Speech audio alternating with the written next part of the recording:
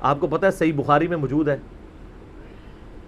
عروہ ابن زبیر حضرت ابو بکر کا نواسہ کہتا ہے کہ میں نے عبداللہ بن عمر بن عاص سے پوچھا کہ نبی علیہ السلام پہ جو کافروں نے مصیبتیں ڈھائی تھیں ان میں سے کوئی مشکل وقت ہمیں بتائیں۔ احد کا وقت تو سب کو پتہ ہے، تو انہوں نے کہا مجھے وہ وقت یاد ہے کہ مکے کا دور تھا، تو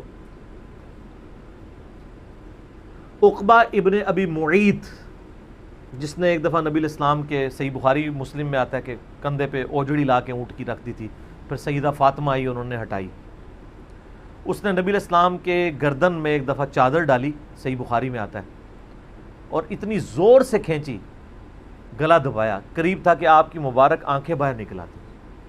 تو اتنے میں سیدنا ابو بکر صدیق وہاں آئے اور انہوں نے اس کو مار کے ہٹایا، اور قرآن کی وہ آیت پڑھی، کیا تم ایک شخص کو صرف اس لیے مار دینا چاہتے ہو کہ وہ کہتا ہے کہ میرا رب اللہ ہے؟ اور پھر اس کے بعد جو حضرت ابو بکر کی پٹائی ہوئی وہ الگ چیز ہے، لیکن وہ اس لیول کے اوپر اپنی جان نثار کرنے کے لیے تیار ہو جاتے تھے۔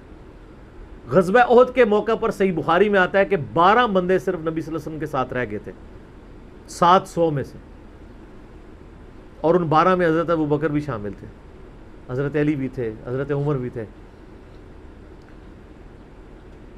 اس وقت بھی کمٹمنٹ آپ دیکھ لیں، پیچھے نہیں بالکل ہٹے، ہر موقع پہ جہاں پہ قربانی کا موقع آیا پوری کمٹمنٹ کے ساتھ نبی صلی اللہ علیہ وآلہ وسلم کا ساتھ دیا۔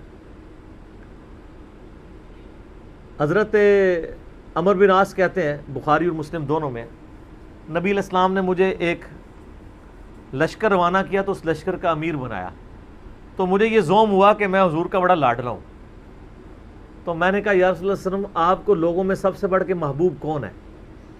تو فرمایا عائشہ سلام اللہ علیہ۔ تو میں نے کہا نہیں یا رسول اللہ میں مردوں میں پوچھ رہا ہوں، تو کہا اس کا باپ ابو بکر۔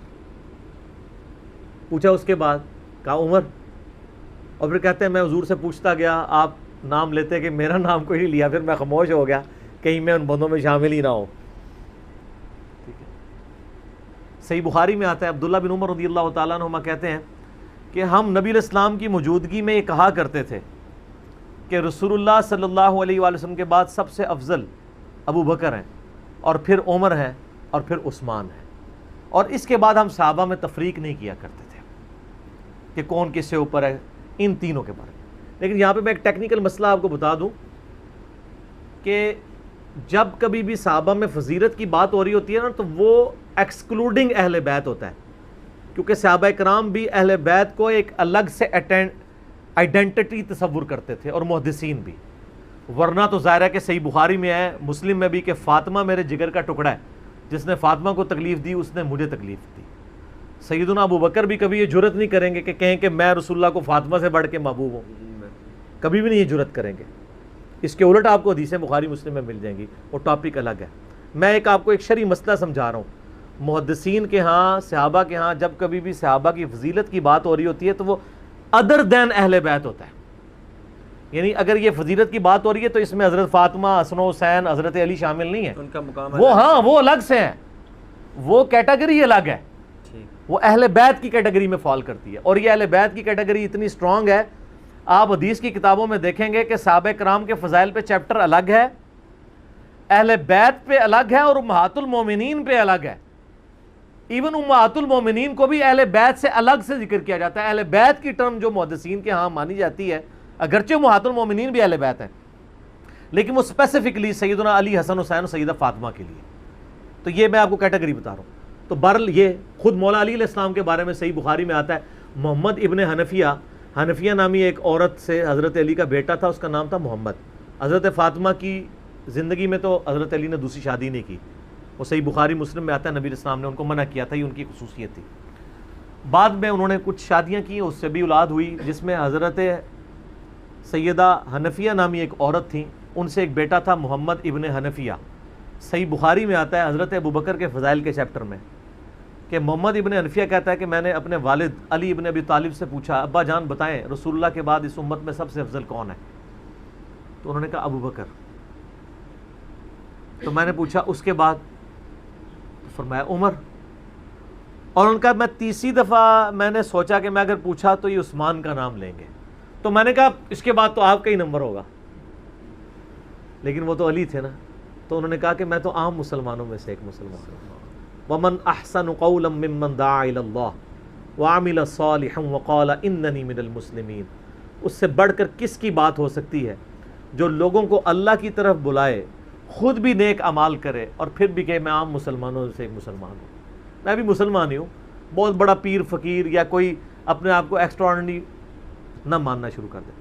اس حدیث میں بھی سیدنا ابو بکر صدیق رضی اللہ تعالیٰ عنہ کی فضیلت کو خود مولا علی نے بیان کیا ہے۔ پھر بخاری مسلم میں وہ جو حدیث ہے سقیفہ بنی ساعدہ والی، جو اختلاف ہوا تھا، اس میں آپ کو پتا ہے سیدنا علی نے بیعت نہیں کی تھی حضرت ابو بکر کی 6 مہینے تک، بخاری مسلم دونوں میں آتا ہے۔ پھر سیدہ فاطمہ بیمار ہو گئیں، ان کی تیمارداری کرتے رہے، پھر سیدہ فاطمہ فوت ہو گئیں۔ بخاری مسلم کے الفاظ ہیں، حضرت علی نے حضرت فاطمہ کی وفات کے بعد دیکھا کہ لوگوں کا رجحان ان سے کم ہونا شروع ہو گیا۔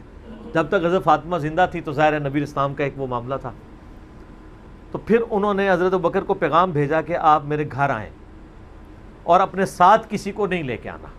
اس حدیث کو روایت سیدہ عائشہ کر رہی ہیں، اور حدیث بخاری میں بھی ہے، مسلم میں بھی۔ اور اماں عائشہ کہتی ہیں کہ سیدنا علی کی یہ خواہش تھی کہ حضرت عمر نہ جائیں، کیونکہ ان کے مزاج میں ذرا تیزی تھی۔ تو حضرت ابو بکر حضرت علی کے گھر جانے لگے تو حضرت عمر نے روک لیا، ان کا آپ کو میں اکیلے نہیں جانے دوں گا۔ ہائے ہائے، ابو بکر تو پھر ابو بکر ہے نا، انہوں نے کہا اللہ کی قسم نبی کے گھر والوں سے ہمیں کوئی شر کی امید نہیں ہے۔ ان کو تھا کہیں بلا کے ایجنسیوں کے ہاتھوں گرفتاری نہ کروا دیں، آج کے دور میں بات کر۔ تو حضرت بکر اکیلے گئے۔ سیدنا علی نے حضرت بکر سے کہا کہ اللہ نے جو آپ کو ہم پہ فضیلت دی ہے اس امر خلافت میں، ہمیں آپ سے کوئی حسد نہیں ہے، لیکن نبی علیہ السلام کی قربت کے ناطے اور آپ کے اہل بیت ہونے کے ناطے ہم یہ سمجھتے ہیں کہ ہمیں اس مشورے میں شامل کرنا چاہیے تھا۔ تو سیدنا ابوبکر نے رونا شروع کر دیا۔ رونے کا مطلب یہ تھا کہ انہوں نے اس چیز کو ایکسیپٹ کیا کہ یہ ٹیکنیکلی مسئلہ مس ہینڈل ہوا ہے، لیکن وہ کیوں ہوا وہ میں نے پورا 3 گھنٹے کا لیکچر ریکارڈ کروایا۔ مسئلہ 55B، وصی رسول کون ہے اور حدیث قرطاس کا تحقیقی جائزہ۔ جب رونا شروع کیا تو سیدنا علی نے کہا کہ بس اب میں آپ کی اعلانیہ بیعت کروں گا، یہ ہے للہیت، ورنہ وہ کہتے کہ ابو بکر میں بیعت کرتا ہوں باہر جا کے بتا دینا، یہ کام ہوتا تو اکڑ والا ہوتا، لیکن وہ تو علی تھے، اکڑ تو دور دور تک نہیں تھی، زہد تھا، عاجزی تھی، اللہ کا تعارف تھا۔ کہا میں اعلانیہ بیعت کروں گا آپ کی۔ آج کے ہوتے تو کہتے جی باہر جا کے آپ بتا دیں، میں ایک ٹویٹ کر دوں گا پیچھے سے کہ بس ہو گئی ہے ہمارا آپس میں، نہیں۔ ظہر کے وقت بخاری مسلم کے الفاظ ہیں، سیدنا ابو بکر نماز کے بعد ممبر پہ چڑھے اور حضرت علی کے فضائل بیان کیے، اور پھر بیان کیا کہ ان کے بیعت نہ کرنے کی وجہ کیا تھی، اور پھر ممبر سے نیچے اتر آئے۔ پھر حضرت علی ممبر پہ چڑھے اور حضرت ابو بکر کے فضائل بیان کیے اور اپنے بیعت نہ کرنے کی وجوہات بتائیں، اور پھر اعلانیہ بیعت کی، اور حضرت علی ممبر سے اترے تو تمام مسلمان پھر حضرت علی سے خوش ہو گئے کہ انہوں نے اس مسئلے میں قربانی والا معاملہ کیا۔ تو یہ بھی ایک موقع تھا۔ اس میں الفاظ ہیں کہ حضرت ابو بکر کہتے ہیں اللہ کی قسم حضرت علی سے روتے ہوئے کہ مجھے نبی کے گھر والے اپنے گھر والوں سے بڑھ کے عزیز ہیں۔ اور آپ کو مزے کی بات بتاؤں، صحیح بخاری میں ایک کرٹیکل حدیث ہے حسن و حسین کے چیپٹر کے اندر، امام بخاری نے ڈالی ہے، وہ امہات المومنین کے چیپٹر میں نہیں ہے، حسن و حسین والے چیپٹر میں ہے، کہ حضرت ابو بکر کہتے ہیں کہ رسول اللہ کے قرب کو ان کے اہل بیت کے قرب میں تلاش کرو۔ کون کہہ رہے ہیں؟ حضرت ابو بکر۔ اور اہل بیت سے مراد کون؟ سیدنا حسن و حسین، کیونکہ امام بخاری نے اس حدیث کو حضرت ابو بکر کے قول کو حضرت حسن و حسین والے چیپٹر میں لیا کہ محمد صلی اللہ علیہ وآلہ وسلم کی قربت کو ان کے اہل بیت کی قربت میں تلاش کرو۔ تو سیدنا ابو بکر صدیق رضی اللہ تعالیٰ عنہ کو نبی علیہ السلام سے نسبت رکھنے والی ہر چیز بڑی بڑھ کر محبوب تھی، چاہے وہ آپ کے اہل بیت ہوں یا آپ صلی اللہ علیہ وآلہ وسلم کی قریبی کو رشتہ دار ہوں، ہر معاملے میں۔ اس لیے آپ دیکھیں نا، کمپرومائز آپ کو کہیں نظر نہیں آتا۔ سر بخاری میں آتا ہے کہ صلح حدیبیہ کے موقع پر حضرت عمر سے بھی تھوڑی سی مس ہینڈلنگ ہو گئی تھی، یا رسول اللہ ہم کیا حق پہ نہیں ہیں، پھر دب کے کیوں صلح کر رہے ہیں؟ حضور نے فرمایا کہ میں اللہ کا پیغمبر ہوں. پھر بھی تسلی نہیں ہوئی، حضرت ابوبکر کے پاس آئے. پھر حضرت ابوبکر نے ڈانٹا کہ عمر وہ اللہ کے پیغمبر ہے. اور حضرت عمر کہتے ہیں مجھے پوری زندگی اس چیز کا غم رہے گا کہ میں نے بڑی جرت دکھائی. الٹیمیٹلی ثابت ہوا کہ صلح حدیبیہ والا جو معاملہ تھا وہ مسلمانوں کے حق میں شامل ہوا. لیکن حضرت ابوبکر کا آپ ایمان کا لیول دیکھیں کہ وہ سرکمسٹانسز پہ نہیں جاتے تھے. وہ کہتے تھے اللہ کے پیغمبر نے فیصلہ کیا، الٹیمیٹلی اسی میں خیر ہوگی. ان کا ایمان اس لیول کا تھا کہ وہ عقلی دلائل کو بعد میں رکھتے تھے. اور وہاں پہ بھی آپ کو نظر آیا ہے. اور انہوں نے حضرت عمر کو کہا کہ عمر وہ اللہ کے پیغمبر ہیں، جو فیصلہ کر رہے ہیں وہ ٹھیک ہے. اسی لیے ہر مسئلے میں آپ کو احتیاط کا پہلو نظر آتا ہے. پھر بخاری میں آتا ہے جب مرتدین زکوٰۃ تھے، حضرت عمر جیسے لوگ بھی کہہ رہے تھے اتنے مازوں پہ آپ جنگ نہ کھولیں، پہلے کچھ قبائل مرتد ہو گئے ہیں، رومن امپائر چڑھی دوڑی ہے، پرشین امپائر کے ساتھ ہم نے سارے معاملات شروع کیے ہوئے ہیں، اتنے مازوں پہ ہم کیسے لڑیں گے؟ تو سیدنا ابوبکر نے کیا کہا تھا؟ اللہ کی قسم کو رسول اللہ کے زمانے میں جانور دیتا تھا اور اس کے ساتھ ایک رسی بھی دیتا تھا، اور اب نہیں دے گا نا میں اس کے خلاف بھی قتال کروں گا، اکیلا مجھے کرنا پڑے. جس طرح نماز اللہ کا حق ہے اسی طریقے سے زکوٰۃ بھی اللہ کا حق ہے. جو نماز اور زکوٰۃ میں فرق کرے گا میں اس کے خلاف قتال کروں گا. وہ ریٹ آف دی گورنمنٹ کو چیلنج کر رہا ہے. حضرت عمر کے الفاظ ہیں بخاری میں کہ اللہ تعالیٰ نے ابوبکر کا سینہ کھول دیا تھا اس مسئلے میں، اور ابوبکر کی باتیں سن کے ہمارا سینہ بھی کھل گیا. حالانکہ پورے صحابہ ایک طرف کھڑے تھے، ابوبکر ایک طرف کھڑے ہوئے تھے. ان کی جو نبی علیہ السلام سے کمٹمنٹ تھی نا وہ ان کو ہٹنے نہیں دیتی تھی.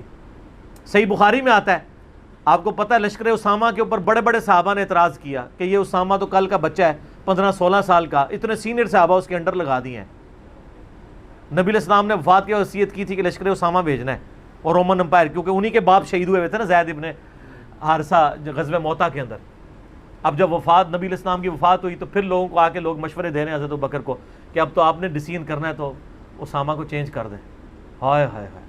انہوں نے کہا میں اسامہ کو، جس کو نبی علیہ السلام نے امیر مقرر کیا، میں اس کو چینج کروں؟ یہ ہو بھی نہیں سکتا. یہ ان کی کمٹمنٹ کا لیول تھا. تراویح کی جماعت نہیں شروع کرائی سر، کمٹمنٹ کا لیول دیکھیں. بھئی نبی علیہ السلام نے نہیں کرائی، میں نے بھی نہیں کرانی. حضرت عمر نے بھی 3 سال نہیں کی، بعد میں کروائی. لیکن اس میں ساتھ ہی انہوں نے، صحیح بخاری میں موجود ہے کہ اس سے افضل یہ ہے کہ جو رات کے آخری پہر میں اٹھ کے کوئی گھر میں نماز پڑھ لے. یہ صرف جواز کی حد تک تھا. لیکن حضرت ابوبکر کی احتیاط کا لیول آپ دیکھیں، انہوں نے تراویح کی جماعت بھی نہیں شروع کروائی کہ نبی علیہ السلام نے نہیں کروائی، میں کیوں کرواؤں؟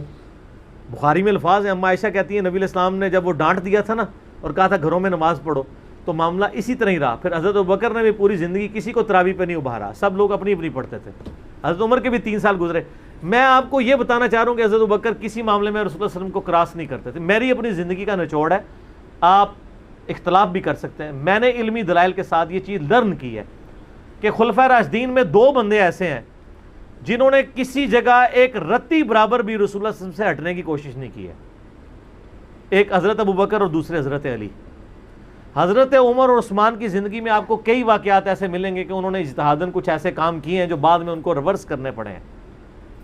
انہوں نے اپنے اجتہاد سے کیے، ان کا معاملہ اللہ کے سپرد. لیکن حضرت ابوبکر اور حضرت علی جو تھے، یہ 2 پرسنالٹیز ایسی تھیں کہ ان میں جو سنت کو فالو کرنے کی کمٹمنٹ تھی نا وہ ایسی تھی کہ وہ اپنی عقل کو دوسرے نمبر پہ رکھتے تھے. ابو داؤد میں حدیث نہیں ہے، حضرت علی کہتے ہیں اگر عقل پہ ہی جانا ہوتا نا تو میں پاؤں کے نیچے کا مسا رکھتا موزوں پہ، کیونکہ وہ گندا تو وہ ہوتا ہے ایسا. لیکن سنت کہتی ہے اوپر، کہتا اوپر پہ. حج تمتع ایون صحیح بخاری میں آتا ہے جب قرآن جمع کرنے کی باری آئی تو کس نے مخالفت کی؟ حضرت ابوبکر نے. میں وہ کام کیوں کروں جو رسول اللہ نے نہیں کیا؟ پھر صحابہ سے ڈیبیٹ ہوئی، الٹیمیٹلی حضرت ابوبکر صدیق قائل ہوئے. ان کا پہلا جواب ہمیشہ ہوتا تھا نہ، نبی نے نہیں کیا، نہیں کرنا. اب میرے ساتھ بحث کرو، قائل ہوں گا اور دیکھوں گا کیا رسول اللہ کی منشا اس میں شامل تھی تو میں ایگری کروں گا، ادروائز نہیں. اسی وجہ سے حج تمتع پہ پابندی نہیں لگائی. حضرت عمر نے لگائی، بعد میں ریورس کرنی پڑی. حضرت عثمان نے بھی لگائی، پھر ریورس کرنی پڑی. صحیح بخاری میں آتا ہے حضرت علی نے مخالفت کی. لیکن حضرت ابوبکر کی زندگی میں آپ کو سنت کے ساتھ کمٹمنٹ کا یہ لیول ملے گا، کبھی ان کو کوئی ڈیسیژن ریورس نہیں کرنا پڑا. ان کی نبی علیہ السلام کے ساتھ جو عقیدت تھی نا، اور ہر معاملے میں، حتیٰ کہ صحیح بخاری اور مسلم میں آتا ہے. اور نبی علیہ السلام کا کیا ریگارڈ ہے، بخاری مسلم دونوں میں آتا ہے کہ نبی صلی اللہ علیہ وآلہ وسلم نے یعنی بیماری کے دن تھے آپ کے، آپ نے فرمایا کہ ابو بکر کو میری جگہ نماز پڑھائیں.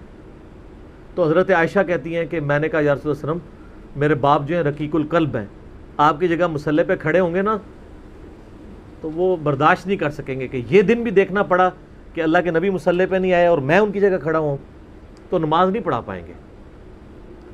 تو آپ فرمایا لا، ابو بکر کو کہو کہ نماز پڑھائیں. پھر انہوں نے ریکویسٹ کی، نبی علیہ السلام اتنے غصے میں آئے. بخاری اور مسلم کے الفاظ ہیں، آپ نے فرمایا تم تو یوسف والیاں ہو. ہوئے ہوئے ہوئے ہوئے، یوسف کو کس نے تنگ کیا تھا؟ ان کے بھائی زلیخا اور باقی عورتوں نے. کتنی نٹوریس مثال تھی اگر آپ کمپیئر کرنا شروع کریں، بالکل 100% بٹھائیں تو.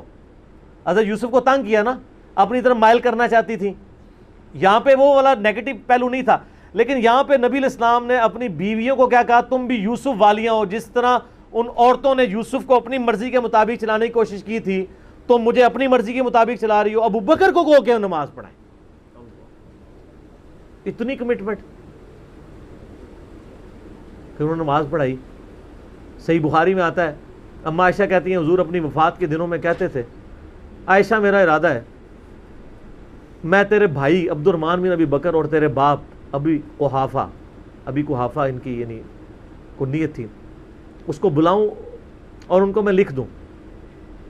مجھے خطرہ ہے کہ میرے بعد کوئی ڈیمانڈ کرے گا، لیکن اللہ اور میری امت ابو بکر کے علاوہ کسی کے لیے راضی نہیں ہوگی. یہ تو بعد میں پتہ چلا نبی علیہ السلام اشارتاً کیا بات کر رہے تھے، امر خلافت کی. اس حدیث کے تحت میں نے 55B مسئلے میں بتایا کہ نبی علیہ السلام اگر اپنی زندگی میں کسی کو خلیفہ نامزد کرتے تو حضرت بکر کو کر کے جاتے، کیونکہ نبی علیہ السلام بادشاہ نہیں تھے، اللہ کے پیغمبر تھے.